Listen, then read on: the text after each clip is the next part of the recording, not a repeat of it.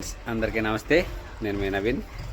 మనం ప్రతి ప్రోగ్రాంకు అంటే ప్రతి ఒక్క పండగ కానీ ఏ సెలబ్రేషన్ వచ్చినా కూడా దానికి ఒక మొక్క నాటాలి. మొక్క నాటేసి భావితరాలు అద్భుతంగా జీవించడానికి మనం చేయగలిగినంత సహాయం మనం చేయాలి ఫ్రెండ్స్. దాంట్లో భాగంగా మనకు ఎల్లుండి ఆగస్టు 15 స్వాతంత్ర దినోత్సవం సందర్భంగా ప్రతి ఒక్కరు కూడా ఒక మొక్క నాటాలి.